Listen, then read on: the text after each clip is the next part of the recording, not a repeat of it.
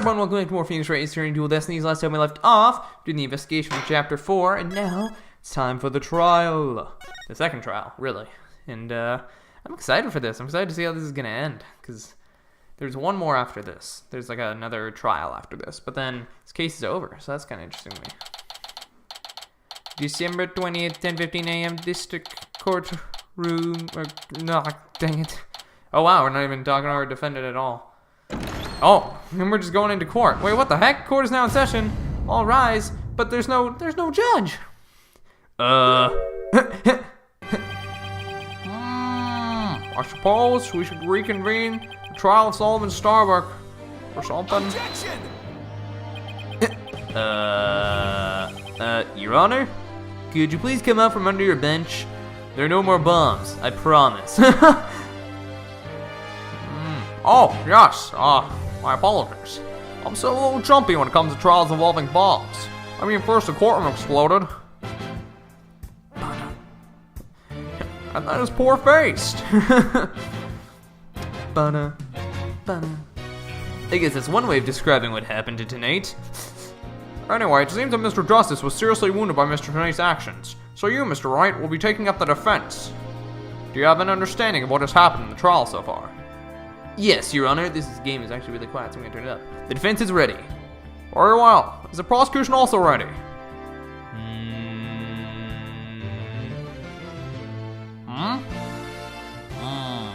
I take you'd like me to give the opening statement this time. Looks like the judge has become a pretty good mind reader. Well, he certainly seems more than his fair share of colorful prosecutors. You could say he's something of a veteran of sorts. Oh, seriously? Dude, we had this guy once, he came in and he just drank like 54 cups of coffee. Like, holy crap. Unfortunately, he died, but I mean, what are you gonna do? Wow, Judge, that was a pretty emotional moment. You just glossed over it like that. You can tell he died because he was drawing up all the dead people at the end of the game.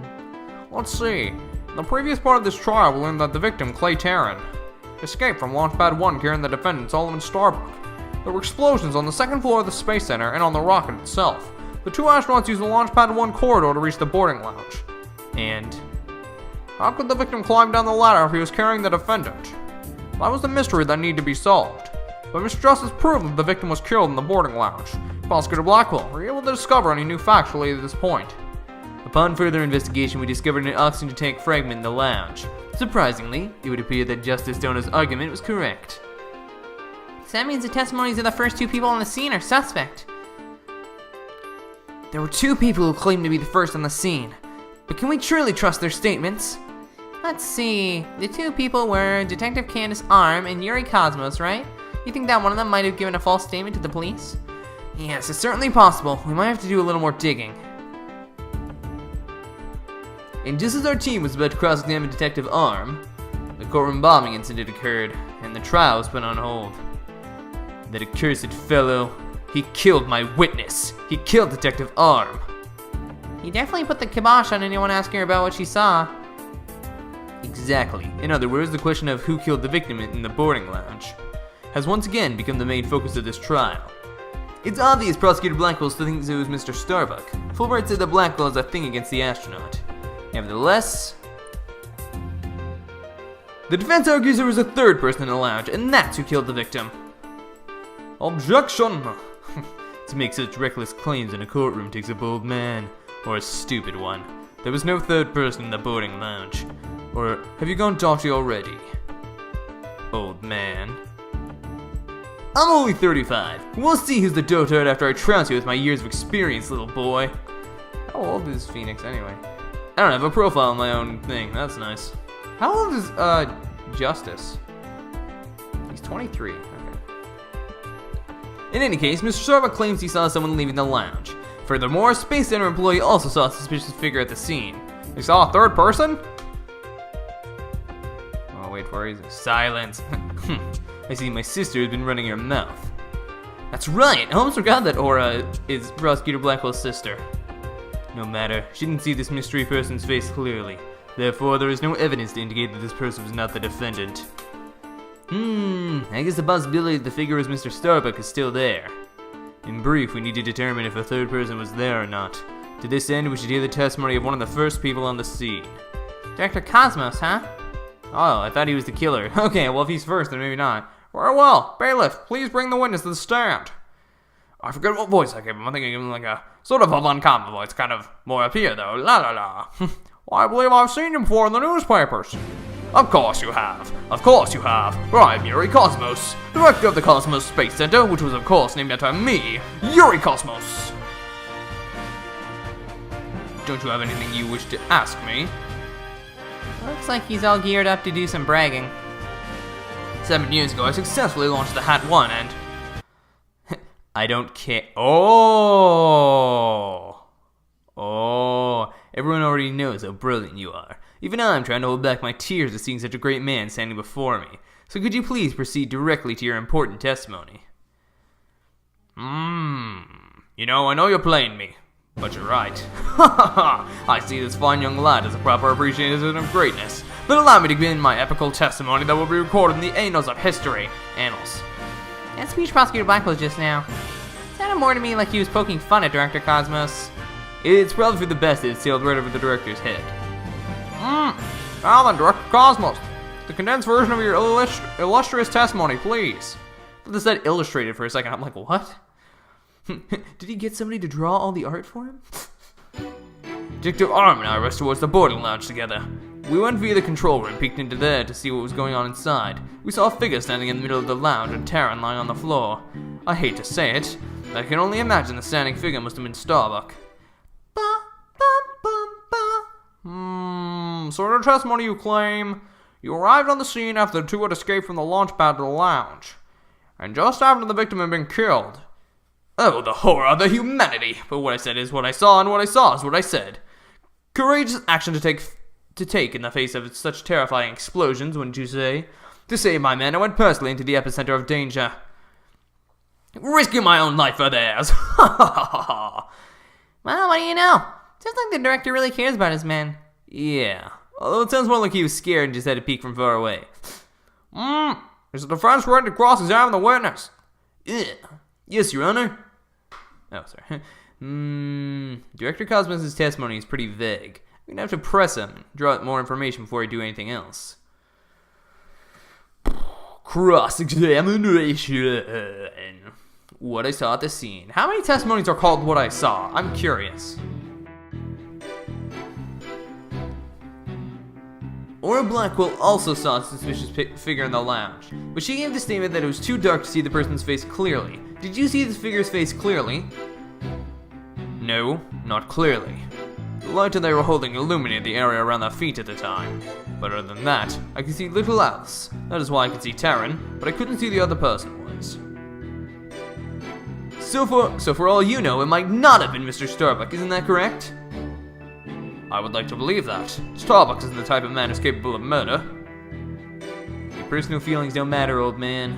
When the witness entered the boarding lounge, there was no third person there. Isn't that correct, great Space Center director? Yes, that's right. Only Starbuck and Taryn were there by that time. After we peeked in, the lounge suddenly went dark and the figure vanished. You mean they disappeared? That's odd. The reason the figure appeared to vanish is because it was the defendant. When the witnesses weren't looking, he fell to the floor and feigned unconsciousness. Hold on, Director Cosmos, did you ever take your eyes off the scene? Just for a brief instant, about as long as it takes for a shooting star to go by. If you took your eyes off the scene, then this third person could have escaped during that time. What escape route could this person have used? The direction opposite to the control room, the southern door to the elevators. There's no security lock on that door, so it would have been possible to escape that way. All things are possible, right, Dono? The real question is, do you have any proof? Well... if we're just talking possibilities, we could each profess whatever we'd like. An inmate used to be a university professor and a lunar researcher used to say that there was a kingdom of little green men who lived under the surface of the moon. As long as they don't punish us in the name of the said moon for what we've done to it. But I say, what is your proof that this quaint kingdom exists? He's calling your theory a work of fiction, boss. He's right. I don't have any proof yet. Still. The southern door is a possible escape route. I better make a mental note of that. Director Cosmos, may I ask you a question? Yes. Why did you look away from the boarding lounge? Ha ha ha! That's actually another tale of bravery behind the answer to that. It was when Detective Arm saw the figure and raised her gun. Being a great humanitarian and protector of mankind, I tried to stop her. What? You're saying Detective Arm raised her gun as soon as she saw the figure? I imagine her instincts as a detective told her they were the killer. I don't know about that. Were you able to prevent Detective Arm from firing her gun? I'm afraid I was too late. I was unable to stop her. She identified herself clearly, and then she fired 2 warning shots at the shadowy figure. This information about Detective Arm's action sounds critically important. Please add it to your testimony. Alright. Detective Arm fired 2 warning shots at the figure. Yeah, I was gonna say, like, at the angle you were at, that wouldn't make any sense. Are you sure you were really paying attention to what Detective Arm was doing? You doubt my words? Words that will someday be written into history books. Somehow, I don't think that those exact words will ever be written down in any history books. Mr. Wright, could you please explain yourself so that we can all understand? You said the Detective Arm fired 2 warning shots, and yet only 1 bullet hole is ever found at the scene. What? Only 1 bullet hole means the gun was only fired once, and yet Director Cosmos is saying Detective Arm fired 2 shots. Wait. What? No. There was another bullet in the grate, though. Okay, whatever. No wonder to allow such a glaring contradiction into a history book. Unfortunately for you, the witness's words are true. We confirm that 2 shots were fired from Detective Arm's gun. But there was only 1 bullet hole at the scene. Where did the other bullet hole vanish to? Get back here, Taka.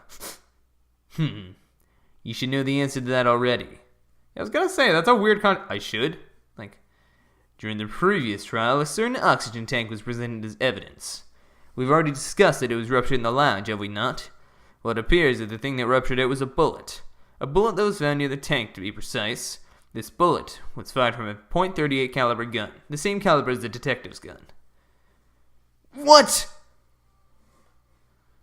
Well, oh my god, look at that face. The rifling marks also match up. There's no question the bullet was fired from Detective Arm's gun. Oh, well, isn't that just amazing? Rifling marks? Oh, they're like a gun's fingerprints on a bullet, correct? And examining rifling marks on a bullet can tell us the gun it was fired from. God, do I just forget this every single game? Holy crap, I'm like, what are ballistic markings again? One of the bullets the detective fired found its way to the holographic image display. The other bullet came to a stop near the victim's oxygen tank. The evidence confirms the director's statement that the detective fired 2 shots. My beautiful contradiction. Gone! All gone! So that bullet hole was from a .38 caliber, huh? I'd better update the record. Oh my god! Stop it! Too much info. Very good. Now we know the fate of both the shots. Now we know the fate of both of the shots Detective Arm fired. Mr. Wright, does that clear up all your questions? Detective Arm fired 2 warning shots. One hits the holographic display and the other hit the oxygen tank. Does that really clear up everything about what happened at the scene? No, it doesn't. No, Your Honor, it doesn't. Detective Arm fired 2 warning shots from a .38 caliber gun, but that doesn't explain the existence of a certain piece of evidence found at the scene. A piece that points to the existence of a third person. Oh? Very well, but it won't do to keep us waiting, Mr. Wright. What piece of evidence suggests the possibility of a third party at the scene? Screams means I'm going to say, but I'm pretty sure it's the bullet. Let's check the bullet right now. You ready? It's going to be the bullet. You watch this greatness. Skadoosh! Yes. Now what is this metal pellet supposed to be? Just a little something of great importance we found at the crime scene, Your Honor. You found it where? in a floor gutter at the crime scene. It looks like the police and prosecution both missed it. Furthermore, this is a .10 caliber bullet, making it much smaller than one of the Detective Arm's 38 calibers. Then that means... Exactly. One more person must have been there in the lounge. A third person who had a gun that could fire .10 caliber bullets. Ugh.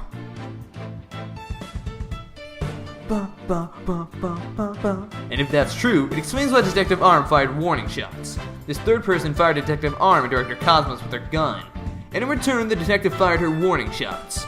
Isn't that how it really went down, Director Cosmos? Ha ha ha! It looks like you've deduced my miraculous tale of survival.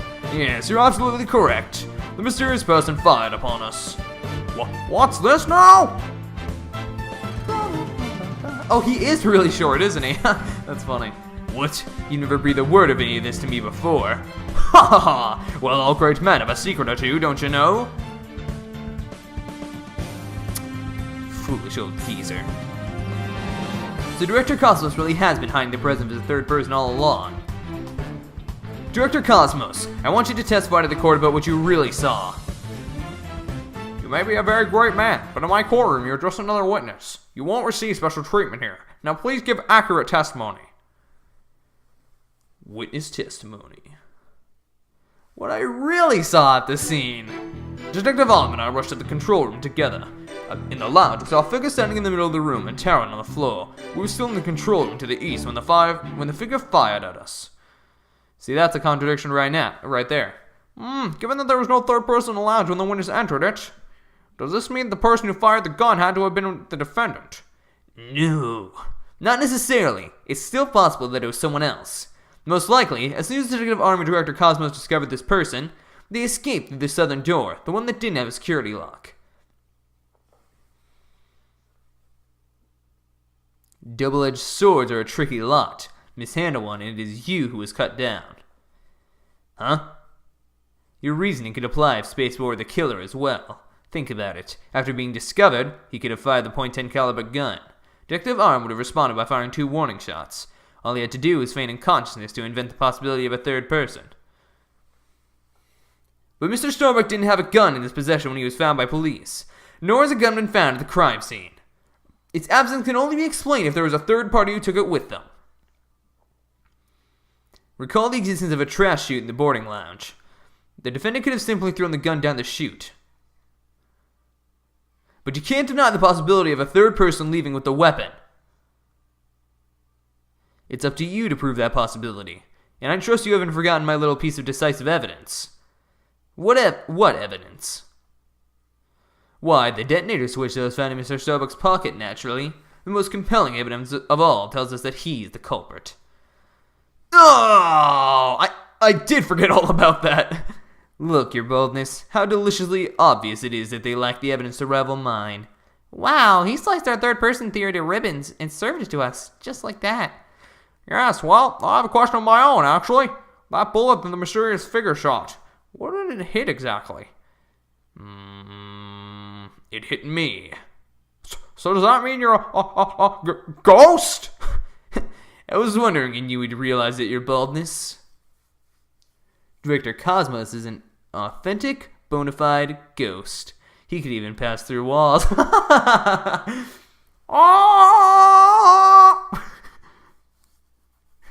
Prosecutor Blackquill, shame on you for teasing the nice old gentleman.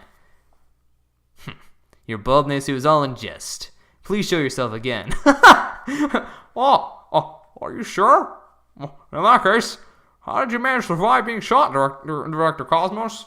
I'm glad you ask. It was a miracle befitting a great history-making figure such as myself. The bullet in my glorious Medal of Honor whereby it ricocheted, thus saving my life. What?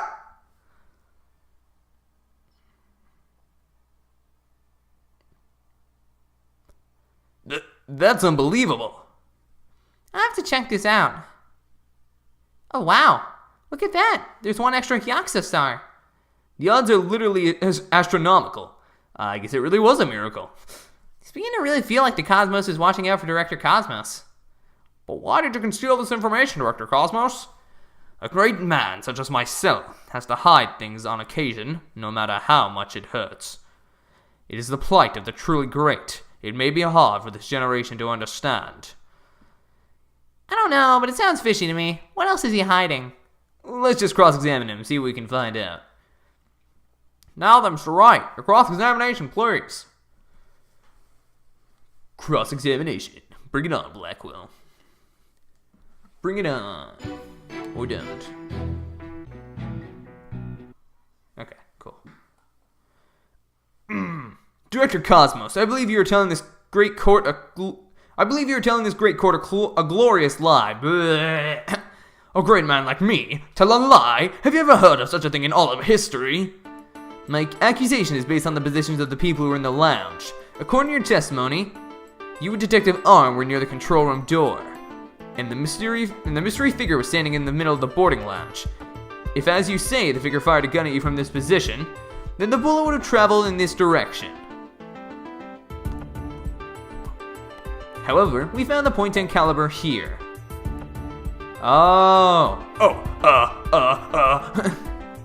This trajectory and where the bullet was actually found contradict each other. Director Cosmos, where were you really when you were being shot at?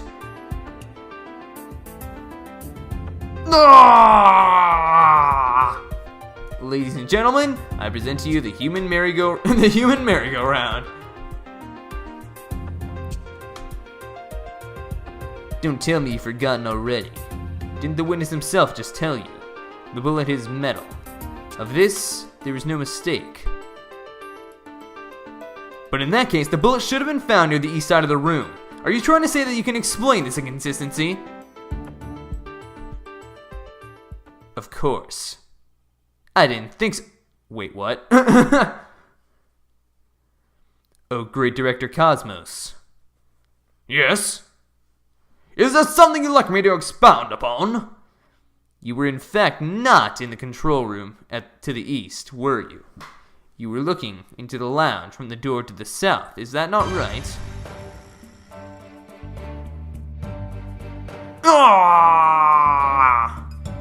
What are you getting at? Use your own brain. Your head must have some use other than housing in a bird's nest. Bird's nest? Why does everyone pick on my hair? Director Cosmos, the detective, witnessed the scene from the southern door. The killer fired at them there, and that is why the bullet was found in the south. That makes sense, actually.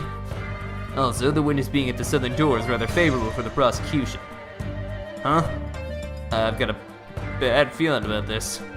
How about it, Director? If you don't tell the truth this time... Oh, god dang it. Yikes! Here's handcuffs. Everyone's just used to it. You'll become but rust upon my sword. I relish the chance to cut down a great man. Alright, I'll tell the truth, just put your sword away. You are correct.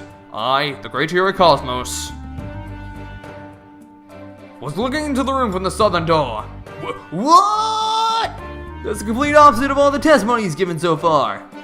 And now you've lost your possibility that the third person was in the room. I have? How? Are you dumb? The director and the detective were near the southern door, meaning the killer couldn't have escaped through there. The western door required print recognition. The corridor beyond was filled with smoke. The only escape route left was the eastern control room door. And the only way to get through there was with Director Cosmos' fingerprints. In short, there would be no escape for any third person had there been one.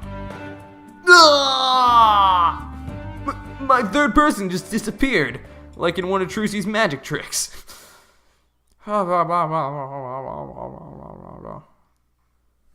Order! Order in the court! Oh my god, Director Cosmos, why'd you tell such an outrageous lie? You were covering with the defendant, isn't that right? Yes, it was all for the love of my men. If I said I was in the eastern control room, it would mean the culprit could have escaped through the southern door. It would have meant that there could have been a third person. All I wanted to do was protect Starbuck. I said I was in the control room to invent an escape route for a third person. What a convoluted lie. Was he really covering for the defendant? It looks like we've come to a conclusion. With the defense's argument, the possibility of a third person has crumbled. No! It's over. Yikes! The judge is about to hand down his verdict. Think, Phoenix. Think! This is the perfect time to try and turn my thinking around. If a third person had no way of escaping the scene, then what if one of the people at the scene was the third person? Wait, what if the whole premise is all wrong? Director Cosmos said that he and Detective Arm rushed to the scene together. But what if that premise isn't true? What if one of them reached the scene before the other one? And if that person entered the lounge, then they would have been the third person. The defendant is the only one who could have killed the victim and shot at the director. There doesn't appear to be any room for argument against these claims. I will now render my verdict. Objection! Please wait, Your Honor. There is still one possibility. Oh? This had better be good, Mr. Wright. There is one and only one person who could have escaped from the scene, and that person would be the first person who arrived on the scene. Thus, upon entering the boarding lounge, the second person to arrive came via the southern door. That is why the first person fled from the room, using an escape route that was accessible only to them. Very well, let's hear more about this theory. Who is this one person who could have escaped from the boarding lounge? Scottish. What? What that's?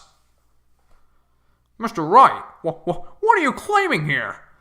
Of all the people who were at the scene, only the witness could have escaped. The director is the only one with the authority to open this control room door, after all. But that means... Exactly. The true identity of the third person is our current witness. Director Yuri Cosmos. Ah! What? What? Even my aide is surprised. Order in the corner, sir. Mr. Wright, you explain yourself in more detail. I assured that Director Cosmos arrived at the scene before Detective Arm, and entered the boarding lounge alone. Detective Arm arrived after that, and saw a suspicious figure who was actually Director Cosmos standing in the lounge. And that's why she fired those 2 warning shots.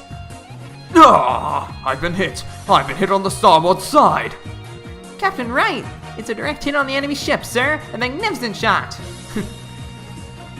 Warning shots fired from the enemy ship. Prepare to intercept.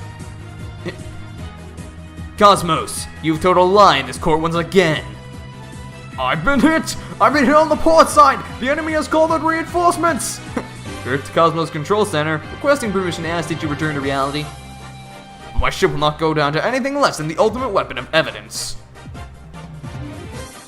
But I do have evidence. In fact, you could say that your battleship bears its scar.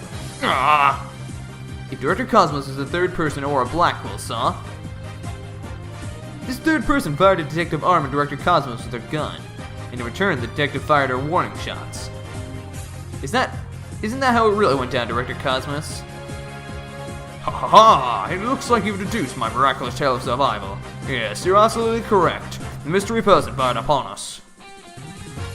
Director Cosmos must have been the one who fired the .10 caliber gun. When Detective Arm discovered him in the lounge, it only makes sense that he would have turned and shot at her. Therefore, the evidence on the director's body is of a different kind of relevance than before. Once we compare it against another piece of evidence, the mark that you receive from the third party will be all the proof we need to prove that you were the one there in the lounge. Brace for further impact. Comparison against this piece of evidence will prove you were the one in the lounge.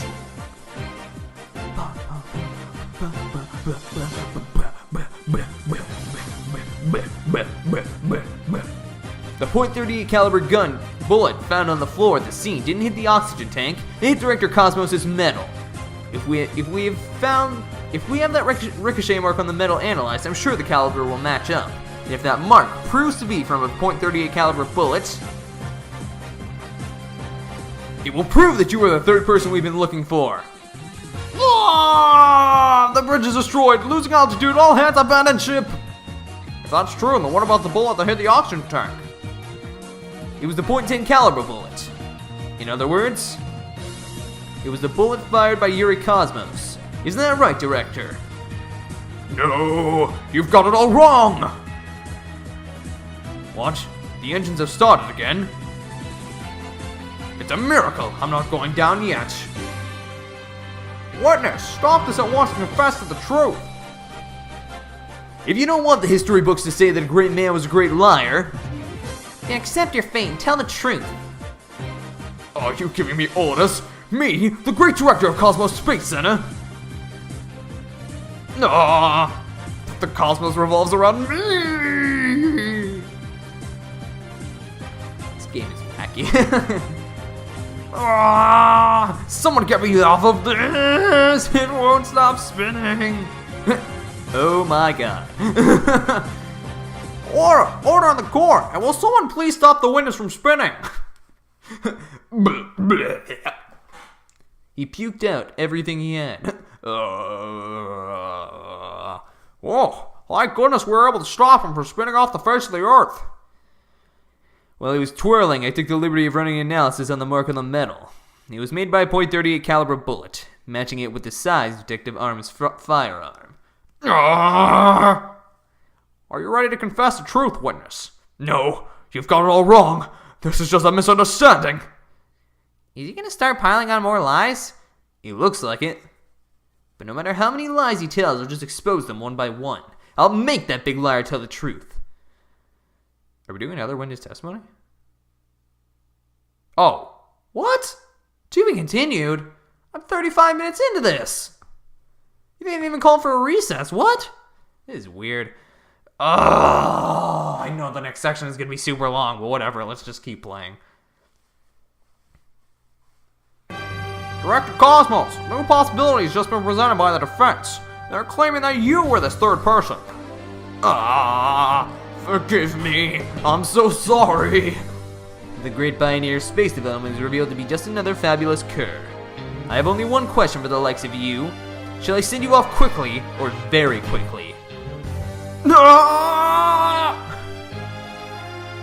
evidence doesn't lie, Director Cosmos, so don't try to talk your way out of this. Fine, I'll tell the truth. It's all just as you say, Mr. Wright. It's true that I was there in the boarding lounge. I got there before Detective Arm. When she arrived, she fired warning shots at me. I was afraid people would mistake me for the killer, so I escaped to the control room. Then I went past the elevators and all the way around boarding lounge 1 again. I came up behind Detective Arm, pretending to be the second one on the scene. What a troublesome old man you are, with such convoluted deeds and thoughts. I see. So then, are you still insisting that you did not kill the victim? Of course I am. When I arrived at the lounge alone, I saw the true killer. The great Yuri Cosmos was the history-making witness. Now hold on just one moment. We just proved a few minutes ago that the third person that Mr. Starbuck and Miss Aqua Blackquill saw was you. No, it wasn't me. I saw the person as well. If I were the killer, then why would I lie to cover for Starbuck? I would just leave him to take the fall. That is an excellent point. All I wanted to do was protect Starbuck. I said I was in the control room to invent an escaper for a third person. Well, makes some sense if he told those lies to cover Mr. Starbuck. Still, a lie's a lie, Athena. So Dr. Cosmos claims he's not the culprit, but where's the proof? I just remembered. I have an alibi. Miss Blackquill said that she saw the killer at 10 a.m., correct? Yes, and? Well, I was on the 4th floor helping with the evacuation effort. Ask any members of the staff you'd like. They'll corroborate me. The director is not fibbing to the court for once. I can confirm that he has an alibi for the time specified. So, you're claiming that Miss Blackquill saw the killer commit the crime first at 10 a.m. and that you arrived at the lounge after that. Yes, and I believe the person I saw is the same person Miss Blackquill saw. Although it was pitch black, so it was more of a shadowy figure and less of a person. And I couldn't actually see their face, but it was definitely the silhouette of an other. As long as he has an alibi, we can't very well claim Director Cosmos was the killer. No, we can't. Then again, maybe we don't need to yet. wonder if he was really covering for Mr. Starbuck. Your Honor, the defense moves to have the director testify about the person he saw. Very well. Director Cosmos, your testimony, please. Alright, now we're gonna get him to slip up and we'll be like, but that's not what Blackquill saw. He'd be like, what? I didn't see anything. I'm like, no, your sister. It's like, oh! As I tried to underline, the true killer fired a gun at me. I hid to avoid getting shot. When I tried to get another look, they had vanished into thin air. I was near the elevator side door, and well, the launchpad 1 door. And the control room door should have been shut tight to the killer. So you were shot at by the killer as well, and then they disappeared. Yes, though luckily no harm came to my glorious body. Unfortunately, the bullet hit Taryn's oxygen tank. I know because I heard a pang. That must have been the sound of the tank being ruptured. Wait, but I thought the bullet hit his metal. That was Detective Arm's bullet, remember? Right. What a mess this is turning into. So let's see. Dr. Cosmos is claiming that when he when he found Mr. Terran and his killer, the culprit shot a .10 caliber bullet at him. Right, but it actually hit Mr. Terran's oxygen tank and ruptured it. And then the killer disappeared and the director went to the boarding lounge. When Detective Arm caught up and fired those warning shots at him, judging by his medal, it looks like one of them almost took him out too. Good summary, but that doesn't explain where a mystery killer went. Dr. Cosmos, I was wondering if you could elaborate on when the figure disappeared. I'm ashamed to admit I tried to hide myself when I was shot at, but when I peeped back into the lounge, the real killer was gone. I rushed into the lounge straight away to investigate. What I found was Terran with a knife in his chest and Starbuck out cold on the floor. So I wonder, is it going to turn out to be the Phantom? Because this sounds like a Phantom, somebody who just up and disappears. This Phantom seems interesting. Like, I wonder if it's like somebody who's just kind of always lurking that I don't know, I haven't thought of anybody who seems like always out of place, yet is somehow always there. But I mean, I would think like, I don't know. I don't know any twist in this game. I'm so bad at it. So we have a culprit who vanished from a scene that had no escape routes. Vanished without a trace. It's truly like one of the great mysteries of the cosmos. Or like a phantom. A riddle of the ages indeed. But I'd rather know how a fibbing leech such as you can be lauded as great. A great man is always misunderstood in his own time. But he must remain true to himself, even if those around him don't understand. Wow, that may be the first true statement he said all day. But how do you suppose this person managed to vanish so suddenly? Simple. Because it was Spaceboy himself. When he was spotted by the director and Aura, he quickly feigned unconsciousness. That would certainly take all the mystery out of the idea of a vanishing culprit. I want to raise an objection, but I don't have any counter evidence.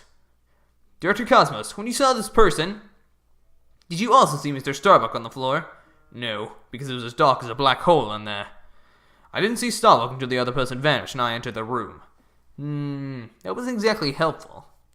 I'm prepared to accept your surrender, Wright, Dono. I can't find any holes in this testimony, but I can't give up. Mr. Wright, why don't you let me help? Huh? While the director was giving his testimony, I detected a cacophony of discord. Which means he's hiding his true feelings from us, huh? This just might help us find out what happened to our vanished killer. That'd be great, Athena. Let's see what you can do with him. You got it, boss. I wouldn't want to miss this chance to delve into a great mind.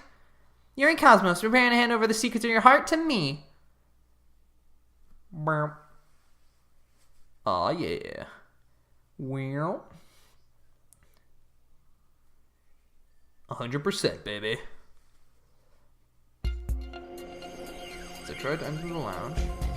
Whoa.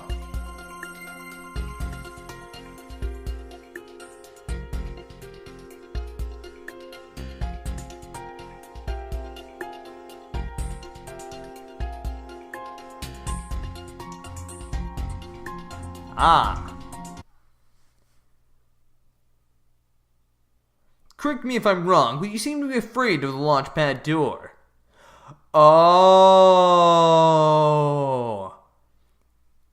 He's the one who's been taking those anti-anxiety pills. Right? Is that what we're gonna say, maybe? Actually, I'm always afraid to make, like, to do some conjecture, because I feel like I'm always wrong. But, I don't know, maybe you guys enjoy seeing me get the completely wrong idea. The great Yuri Cosmos, afraid? And what basis do you have for that outlandish accusation? Whether I have any basis or not, you seem quite distressed by it. I'm most certainly not. Director Cosmos, there's something about the launchpad door you're not telling us, isn't there? Wow, he's speechless. Looks like you hit the nail on the head, boss.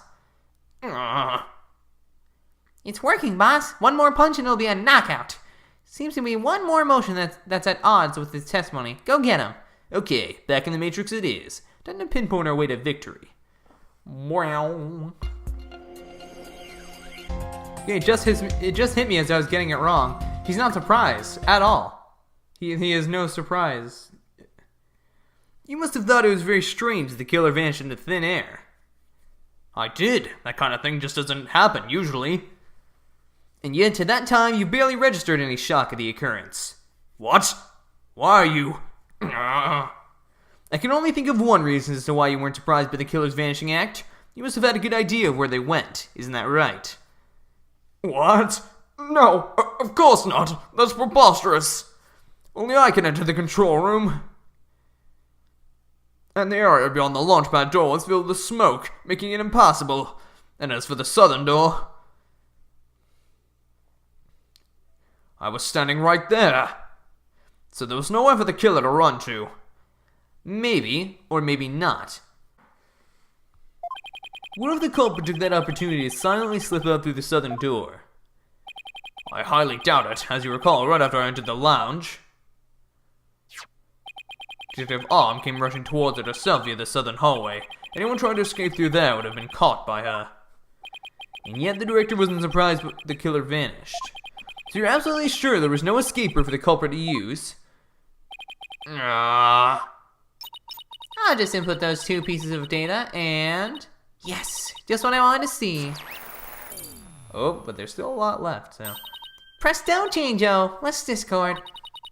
Looks like we're on the right track. Thanks, Athena. Now to make sense of what we've learned. Director Cosmos wasn't surprised that the culprit suddenly vanished from the lounge, which points to the possibility that he knew where the killer had escaped to. Furthermore, talking about the door to the launchpad made him uneasy. In other words, he's probably hiding something about the launchpad door. When we put these 2 pieces together, only one solution to the puzzle comes to mind. Director Cosmos, did the real killer escape through here? Take that! The culprit went through the launchpad 1 door to escape, didn't they? Yes. I mean, no. A disaster to starboard! We're going to crash into an asteroid! A master tactician you are not. But the area beyond that door is filled with smoke, wasn't it? True, but this is still the only logical answer there is. If we can just figure out what the director is hiding about the Launchpad 1 door, we should be able to iron out the logical inconsistencies. But that door requires fingerprint recognition. Only Starbuck, Terran, and I have access. I don't see how the killer could have opened that security lock, do you? That's an easy one. The killer was right there in the boarding lounge, meaning there's a way he could have easily gotten past its security lock. Oh yeah, just use one of their hands. Come to think of it, we did examine the prints on the fingerprint recognition device. What was it again? I propose that the killer used this person's fingerprints to get past the security lock.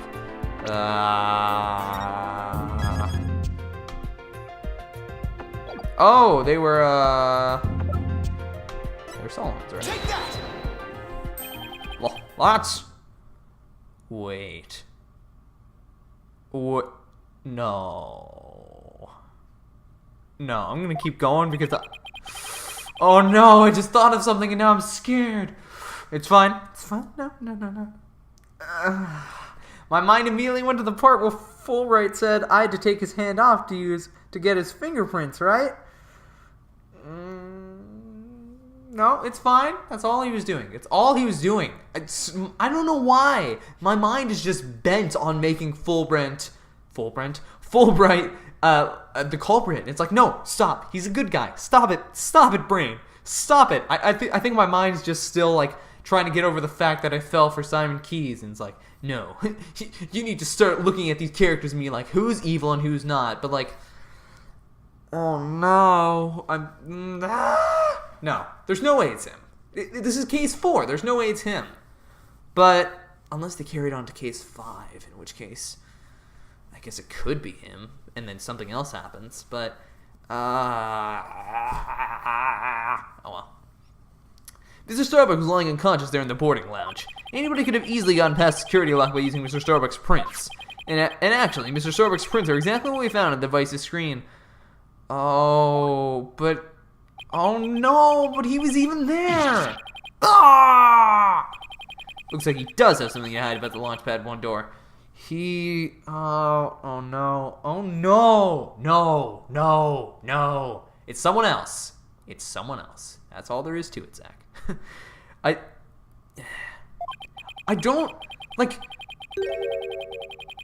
don't think it's him, but at the same time, I'm scared it's him. But does that make any sense to you guys? Like, I don't logically think it's him, but I also wouldn't be surprised if it was him. And I'm betting it's got something to do with the culprit's escape route. But I don't have enough information to see the whole picture yet. You know, something just occurred to me. Would you like to hear it? Huh? Oh, yes, by all means. There's a security camera in boarding lounge 1. Right, the one that recorded the victim and the defendant. What about it, Your Honor? If the true culprit escaped into the Launchpad 1 corridor, then that might be recorded on the security footage as well. Then the mystery will be solved. What do you think of my logic? Aw, come on, it was good logic. It was just... Aw, I feel bad for him. I hope you didn't strain your faculties too much for that. Your boldness. I beg your pardon? Look, if we played security footage beyond this point... Oh my, the footage cuts off. The camera was running on backup power, but apparently the power cables were damaged. Most likely by the after effects of the explosion. There was no footage after this, be it of criminals or space aliens. And I thought it was such a good idea too, man. Just because your grandchild is watching from the gallery, it doesn't mean you should try to show off too much. Grandpa Baldness. Prosecutor Blackquill, how did you know about my grandchild? I think his grandchild just learned a little about the harshness of the adult world. Setting aside the issue of grandchildren, I'd like to have the witness continue. Director Cosmos, could you tell us more about when you entered the lounge? If I must. Alright. I hid to avoid getting shot. I don't really understand. Why would you not be surprised if somebody was shooting at you? Okay, well, Director Cosmos, why were you so surprised when Detective Arm found you, and again when she fired? Isn't that a bit unnatural? What? How is that unnatural? Sadly, even great men such as myself have ordinary human feelings. Am I misunderstanding the logic behind this? I'm so confused. How is it unnatural to be surprised that someone's shooting at you? What? Okay. Our bodies are bound by the force of gravity and emotions. Even a great man such as myself experiences surprise on occasion. Yes, I'm sure you do. But my real point is not the fact that you were surprised, but rather what you were surprised by. Pardon me? First, you were surprised when Detective Arm found you in the lounge, which is normal. And just after that, you were of course again surprised when she shot at you. Considering what you were surprised about, a strange phenomenon occurs here. What? Director Cosmos, what is strange about your surprise reaction is the fact that you were... Oh! Okay, that just hit me. More surprised when Arm came in. Yeah, I was wondering about that actually. Sure, you were surprised when Detective Arm shot at you, but the surprise you felt when she found you in the lounge was much greater. The fact that you were more surprised by simply being found than being shot at suggests to me that you were conflicted about whatever it was you were doing there. The enemy has acquired a new weapon. Commence Operation Hide Under Your Desk. Ah! Please tell me I finally sunk his battleship. Oh, not quite yet. We're almost there.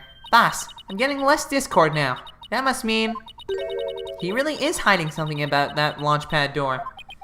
And whatever he's hiding most likely has something to do with the killer's escape. I wonder what it could be. If he was doing something suspicious around that door, maybe we can spot some change between before he came to the room and after. Detective Fulbright gave us a photo taken after the crime. Let's run a comparison. Maybe I'm overthinking this. Maybe he just is this guy, actually. Let's see. This is the footage of the door beside Director Cosmos arrived. And this is how the door looked after the director entered the lounge. I thought it was weird. The killer seems so obvious in this game. Like, I don't know if it's just me. The only one that really got me was the DLC case. But, like, obviously, you know, the first case is a throwaway case. Not that it's bad. It was just the killer's always obvious because you do it in, like, 2 days. Or 1 day, really. But the second case, they showed who the killer was. But even if they didn't, I probably would have suspected the dude anyways. Third case, I suspected it was the professor the entire time, if I'm being perfectly honest. And on this case, like, I almost thought it was too obvious that it was him. So I'm wondering, are we really going to say that he was the killer? Because I'm waiting for the switch. I'm waiting for the, oh, wait a minute, he didn't actually kill anybody. But, like, it hasn't happened yet, so... This is how the door looked after the director entered the lounge. Hey, look at that. There is a change. Something's definitely different. Director Cosmos. What is it? What have you two been up to over there? Wait, can I see that again, please? Oh! Wait a minute. Oh, the thing was turned. Oh, okay, just hit me. What is it? What have you two been up to over there? Finding the answer to what you were doing when Detective Arm found you. That's what. And that answer lies clearly in this footage. All we have to do is compare the photo that was taken during the investigation. Don't be ridiculous. If you really do have an answer, you would have pointed it out already. He's asking for it. This is what changed directly after the incident.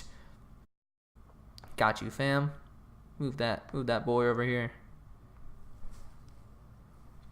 The answer is this knob. No, that's... Your Honor, please take a look at this footage. Let's see. Take a look at the knob next to the launch pad door. As you can see, it's horizontal. Yes, it is, isn't it? However, when we investigated the scene of the crime yesterday, the knob was vertical. And what does that mean? It means that sometime between before the director arrived and after, someone turned this knob. No! After the scene was discovered, you were the only one who could have turned the knob. Come on now, Director Cosmos, let's hear what you have to say. What were you trying to do by turning that knob by the door? Fine, I admit it. You're right, I did turn that knob. The knob is a safety lock meant to keep the launch pad in place. I was afraid there would be more explosions, so I wanted to move the launch pad away.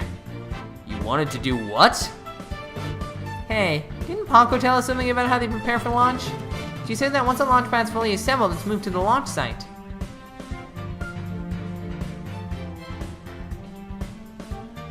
But the safety lock in the boarding lounge has to be disengaged first. I guess it clears up what that knob is for. Oh, so if the killer escaped in the launch pad 1 corridor, maybe they were transported along with the launch pad to the launch site. I don't think so. The launch pad 1 corridor is filled with smoke. I don't think they could have escaped through that corridor. So then where did the killer escape to? I guess there are still some things we have to uncover. Director Cosmos, I request that you tell us about moving the launch pad in more detail. Fine. But listen carefully, for I'm about to give history-making testimony. What? There's still more? Oh, wow. Okay. I had no choice but disengage the safety lock. Wow, that was easy. I had no choice but to disengage the safety lock.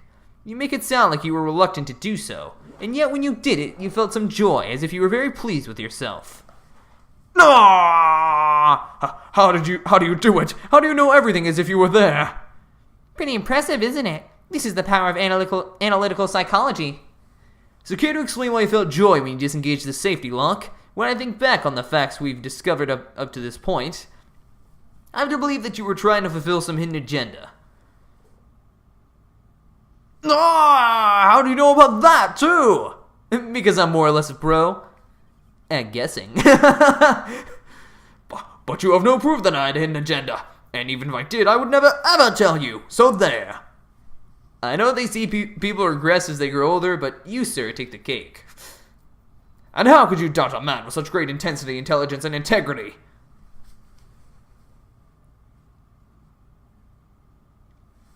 You, a man of integrity, don't make me laugh.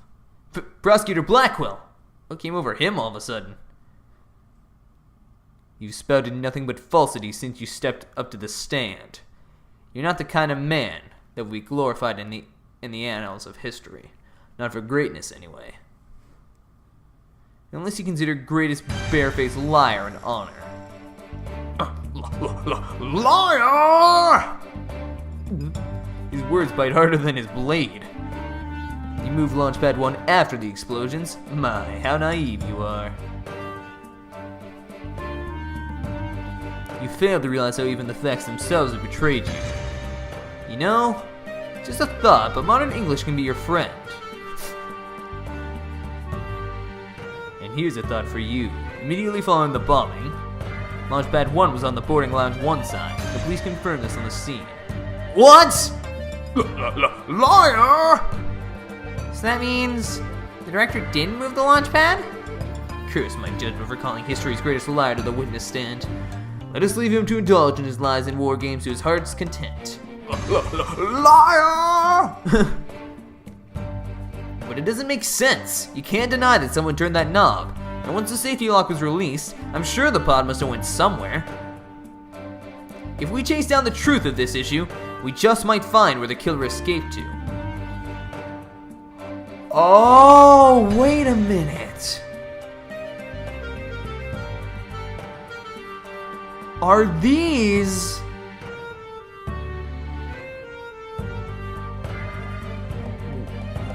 Oh, I think it might be hitting me now. Hold on. Where's no, that's not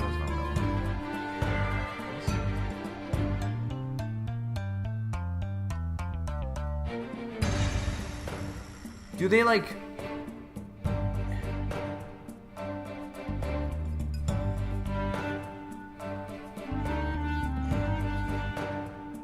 Do they like switch around or something?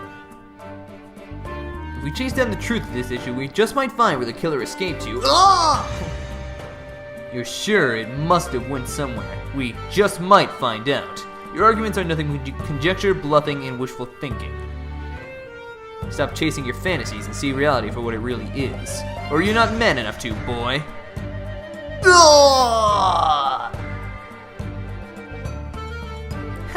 Talking about hitting below the belt. Youngins these days. I don't understand it. I'm sure Director Cosmos must have moved the launch pad. The knob was definitely turned after he came to the lounge, but the launch pad is right where it's supposed to be. No. Wait a minute. Maybe I have it all backwards.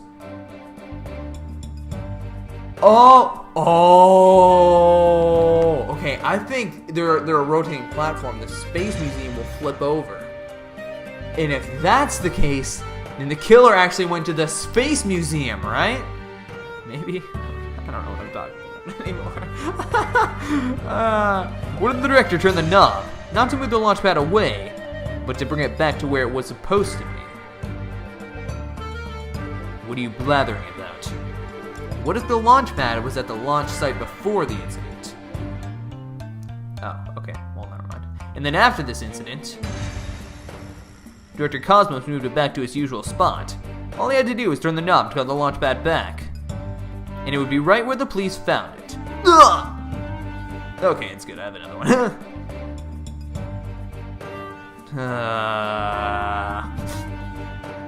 You made him sign like Mr. Starbuck.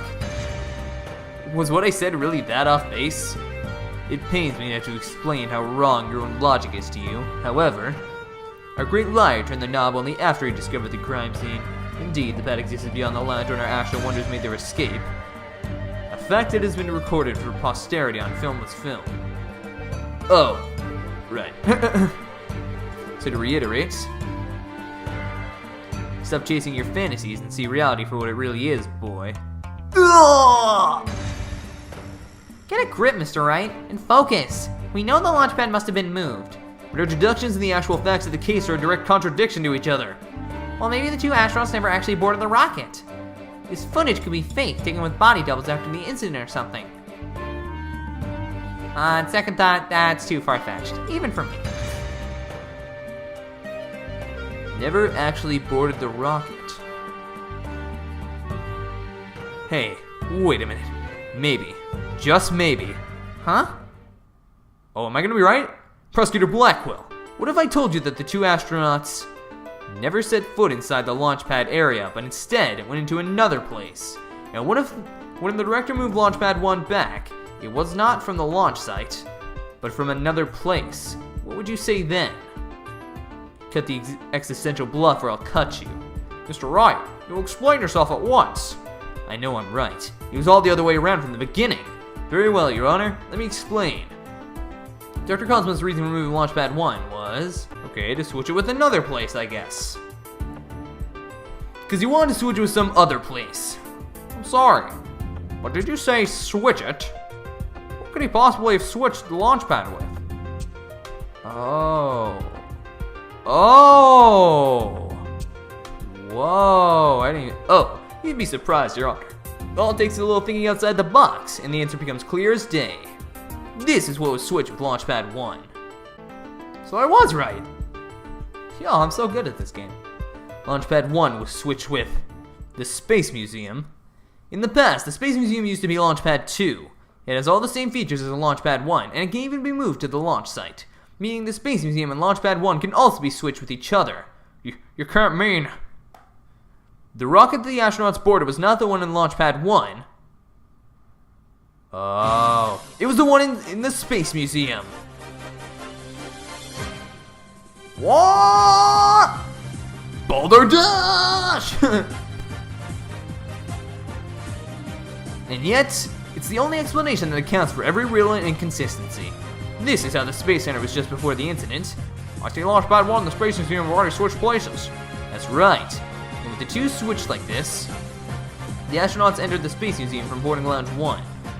It allowed the true killer to enter Launchpad 1 from the boarding lounge 2, and set the bomb on the rocket. Come to think of it, the door to the Space Museum from boarding lounge 2. Welcome. The Space Museum is open to the public every day of the year from 9 a.m. to 7 p.m. Exactly. Anyone could pass through the door to the Space Museum. There was no fingerprint recognition system on that door. In other words, with the two launchpads switched like that, someone other than Mr. Starbuck could have easily planted that bomb. Ugh! After setting the bomb on the rocket, the culprit snuck into boarding lounge 1 and waited there, concealed, in order to kill Mr. Terran when the two astronauts emerged from the Space Museum. Recall that Miss Blackquill, Mr. Starbuck, and the director all saw a suspicious figure, who we can suppose, after killing Mr. Terran, made their escape into the Space Museum. After that, Director Cosmo switched the two launchpads back, without realizing the killer was inside the Space Museum. Okay, like, wait, what are you doing? No, stop it! So who could it be? All I can think of is Fulbright, but I don't know. I don't think so. The killer then left the Space Museum and made a clean getaway. Right, Dono. I see you know how to handle a sword and handle it well. Perhaps I should call you Swordmaster Bluff. I'm a seasoned warrior who's cut down many a prosecutor. But unless you can prove your theory, it's no better than a rusty sword. That's right! You have no proof I switched the launch pads! Somebody needs a better anger management counselor. The launchpads really were switched. There might be a record of it somewhere. At this point, Launchpad 1 and Space Museum were switched with each other. The corridor beyond the door should be the one that belongs to the Space Museum. Let's see, this is an image of the Launchpad 1 corridor. Do you see anything different when we compare it to the security footage? Huh? That number on the floor. Yeah, that's what I was thinking too. Well, what do you know? It looks like we have proof after all, Prosecutor Blackquill. And if this is just another bluff... Oh, don't worry. It's all right here. Right in this footage. Proof that beyond this door is the corridor to the Space Museum. Very well then. Answer this for me if you would. What in this footage proves that the corridor belongs to the Space Museum? They kind of gave it away. Holy crap. They were like, that number. But what's this? There's a 1 on the floor of the Launchpad 1 corridor. But take a look at the floor in the corridor of the security footage. Do you see the number on the floor behind the astronauts? It doesn't look like a 1, does it? That's because what you see is actually part of a 2. What? Why is it a 2 and not a 1? That's because the corridor you see is the one to the Space Museum.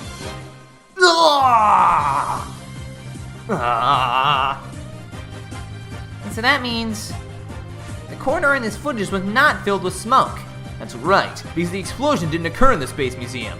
The explosion occurred in Launchpad 1, and on the side opposite to the Space Museum. And now that we know the 2 astronauts escaped from the Space Museum, the mystery from the previous trial of how they got down the ladder is cleared up. Mr. Terran, carrying Mr. Starbuck, simply took the elevator from the upper level down to the middle level. That's incredible.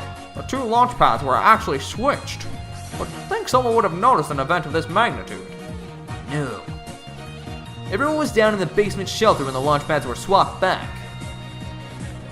There's no way anyone could have known what was happening on the surface.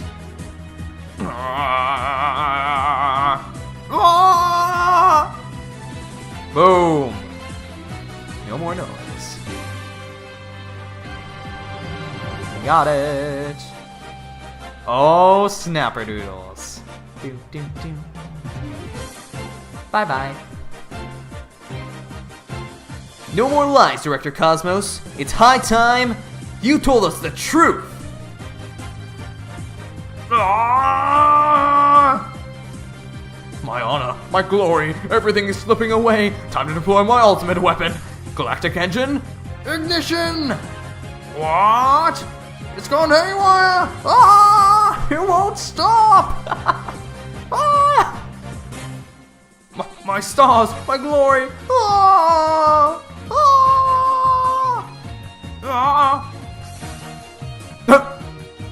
No, not that way! What is this game? Oh my god. Bailiff, on your seat and after that witness!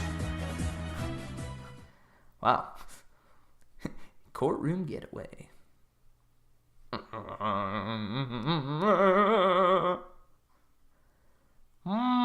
see we managed to retrieve you before you came to any bodily harm. Director Cosmos, do you admit you switched launch pads? I admit it's true. I switched to Launchpad 1 for the Space Museum. It is good to hear words I can believe for a change. Before you do, Your Honor, 2 things. First, we don't know if Mr. Terran had prior knowledge of the switch. As for Mr. Starbuck, he was unaware of his surroundings thanks to his medication. Either way, Mr. Terran would have realized the instant he stepped into the Space Museum that it had been switched with Launchpad 1. So my first question is, if the Space Museum was perfectly fine, why did Mr. Terran feel the need to put on such a dramatic display? That is a good question. As for my second question, I'd like Director Cosmos to tell us why he switched the 2 launch pads to begin with. Please, I can't. I exercise my right to remain silent. But I will say, my hands were tied. I was only doing what I could to keep my men from getting caught in that blast. The director is terrified. He must have one heck of a reason for not wanting to explain why. Probably not a good time to try to pry it out of him, huh? Excuse me, but would you mind if I picked up my stars? Without my badge of rank, I'm nothing. I don't see why not. Bailiff, help the director retrieve his stars.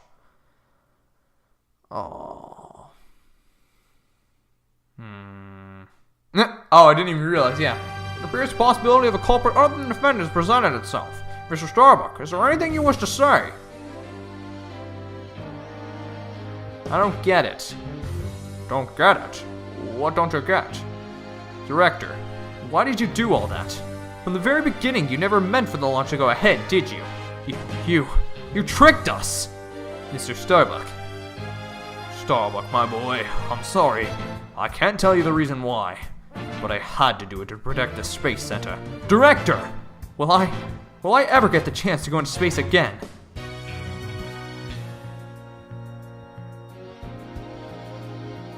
Yes, of course. I won't rest until it happens. I will get you into space again, my boy.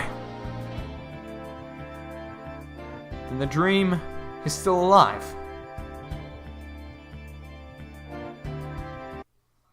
God dang it, Blackquill, why'd you have to ruin it? Ah! No flashback, stop! You're not going into space, Starbuck, but prison. I won't have it any other way. Why are you so hung up on him? Yes, I accept the launch pads really were switched, and if there were a third person at the scene, I suppose they could have escaped. But I have yet to see proof of this third person's escape via the Space Museum. Oh, that's a good point. Ugh, he's right. I don't have any proof. Starbuck, you will spill everything you know. What? Me? Ah! Where'd you get those bombs? Tell me now. If you don't, my blade shall feast on your blood. Ah! If I'm gonna die, I wanna die in space. I have to do something. Solomon Starbuck, prepare yourself.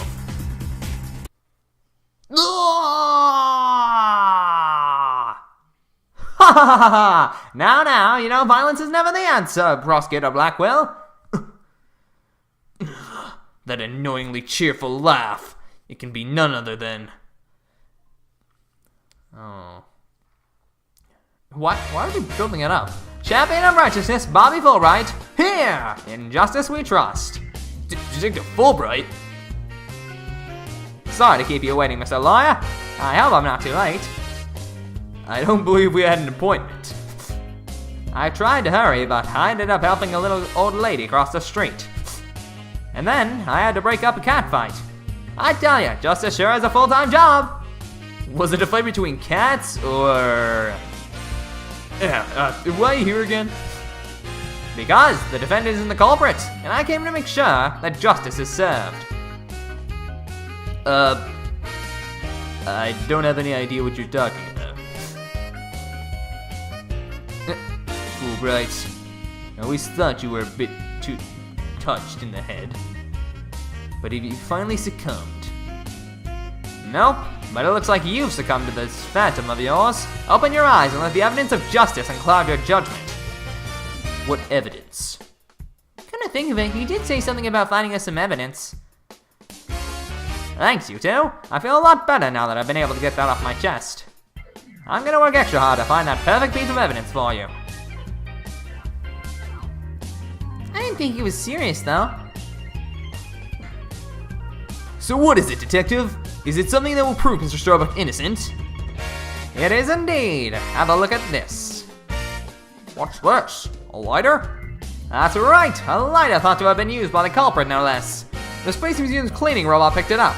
It has the victim Clay Terran's blood, along with his killer's fingerprints on it. What? Yeah. Ugh. Wow, that was a lucky find. Order! Detective Fulbright, can I assume that the fingerprints don't belong to the defendant? You bet! Mr. Starbuck is totally innocent. This is it. This is just what I needed. Yes. True culprit. No, it doesn't even tell me this garbage. Your Honor, this is decisive evidence that supports the defense's earlier claim. Explain yourself, Mr. Wright. With pleasure, Your Honor. Recall where this lighter was found.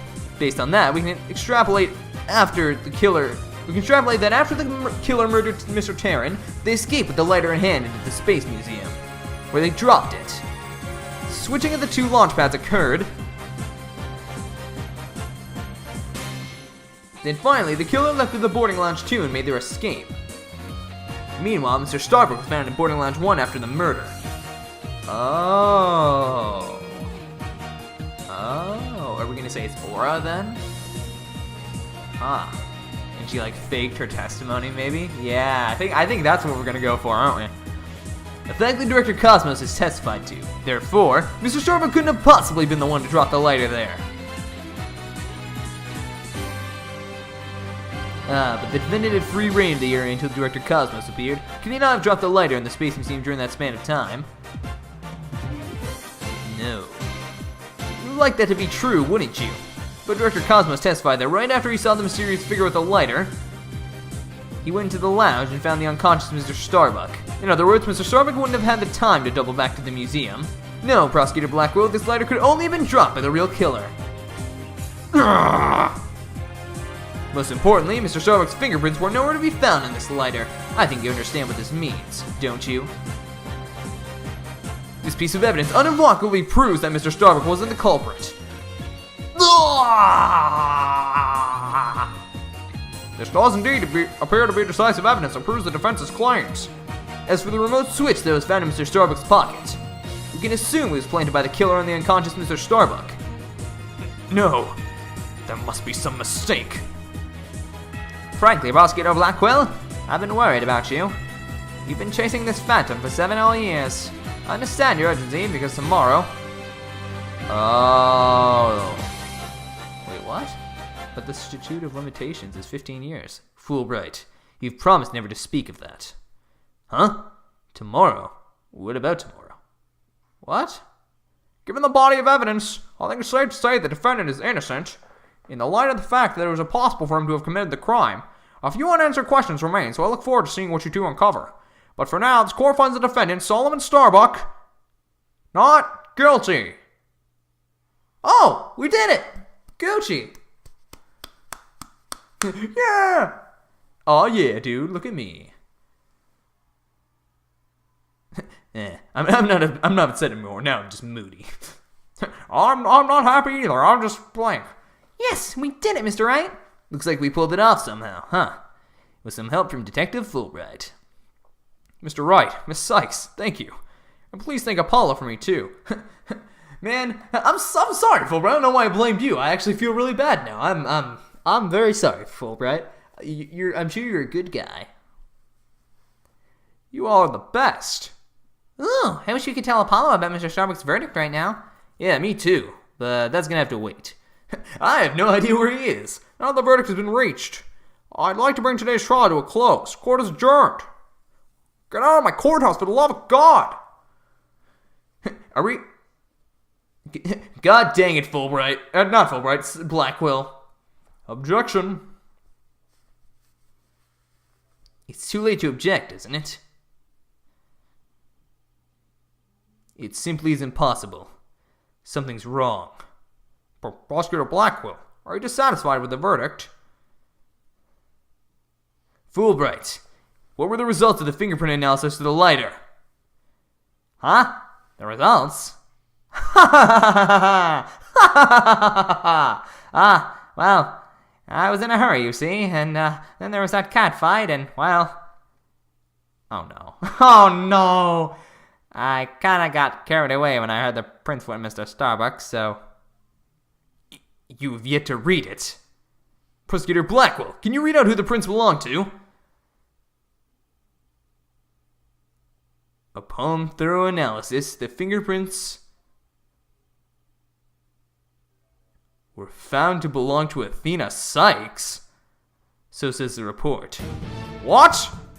What? Huh? Me? Wait, what? Even Fulbright's like, what? What? Wait, what? Oh, order, I say! Order! Miss Sykes, tell me you have an explanation for this. We just finished proving that this lighter could only belong to the killer, so finding your prints can only lead us to one grave conclusion. I don't know how they got on there, but I know I'm not the culprit.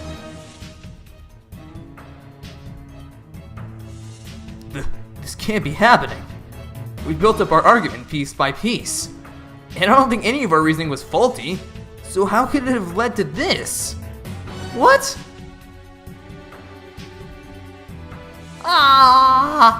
What have I done? Please forgive me. I'm sorry. Order! Detective Fulbright, stop your crying! What in the world is happening here? It's like the world's gone mad. Order! I will have order! No, you won't, Judge. No. Okay. Confusion spiraled into utter chaos. After all we'd fought for, the truth turned cruelly on us to accuse Athena of the crimes. Somewhere, somehow, everything had gone terribly wrong. We'd stumbled over the edge of reason and into the jaws of a twisted darkness. No! You are lying! You're not gonna end it there. What? No!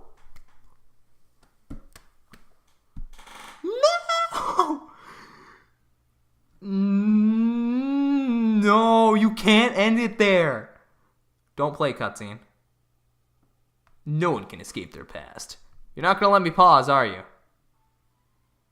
Okay, well, we're gonna... Alright, well... No! You can't end it there, game! That's the end of the chapter! I can't!